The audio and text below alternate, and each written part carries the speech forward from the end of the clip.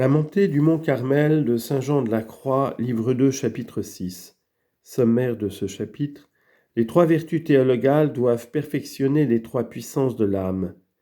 De quelle manière ces trois vertus les privent de toutes choses et les réduisent à l'obscurité? On explique deux passages de l'Écriture, l'un de Saint Luc, l'autre d'Isaïe. Puisque je suis obligé de dire la manière d'introduire dans la nuit spirituelle les trois puissances de l'âme, l'entendement, la mémoire et la volonté, il est nécessaire de montrer comment les trois vertus théologales par lesquelles l'âme acquiert l'union divine produisent la nudité et l'obscurité, chacune dans chaque puissance, à savoir la foi dans l'entendement, l'espérance dans la mémoire et la charité dans la volonté.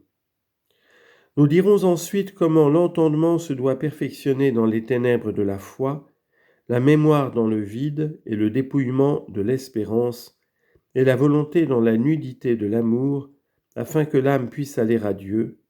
C'est ce qui se fait de la sorte.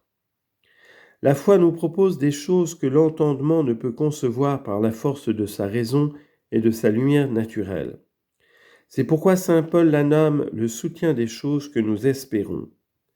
Hébreux chapitre 11 verset 1. Et quoique l'entendement y consente avec beaucoup de certitude et de fermeté, il ne les pénètre pas néanmoins et ne les connaît pas clairement. Car s'il en avait une connaissance claire et évidente, la foi ne serait plus la foi, puisqu'elle donne des lumières qui sont à la vérité très certaines, mais qui sont toujours accompagnées d'obscurité. On ne doit pas non plus douter que l'espérance ne fasse dans la mémoire un semblable effet en la vidant de toutes les choses qui regardent la vie présente et la vie future, car nous n'espérons que ce que nous ne possédons pas, et si nous possédions quelque chose, nous ne l'espérerions plus. De sorte, dit saint Paul, que ce n'est pas à ce que l'on voit présent que l'espérance se porte, car qui espère ce qu'il voit? Romains chapitre 8, verset 24. Cette vertu tient donc la mémoire dans l'obscurité en la privant de toute chose. La charité dépouille aussi notre volonté de toutes les créatures en détachant notre amour de tout ce qui n'est pas Dieu ou de tout ce que nous n'aimons pas uniquement pour Dieu et en nous unissant à Dieu par les liens d'un amour très pur et très parfait. C'est ce que notre Seigneur Jésus-Christ nous enseigne lorsqu'il nous assure que quiconque ne renonce pas au moins de volonté à tout ce qu'il possède ne peut être son disciple. Luc chapitre 14 verset 33.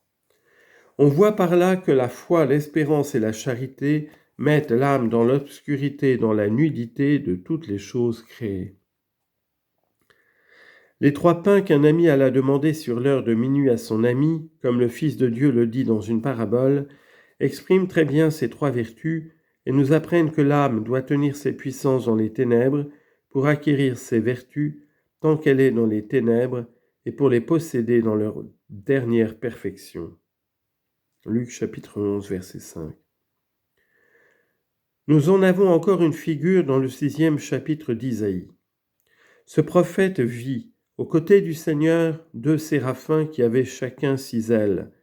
Ils cachaient leurs pieds de 2 ailes pour nous représenter que la volonté doit éteindre, par la force de son amour pour Dieu, toute l'affection qu'elle pourrait avoir pour les créatures.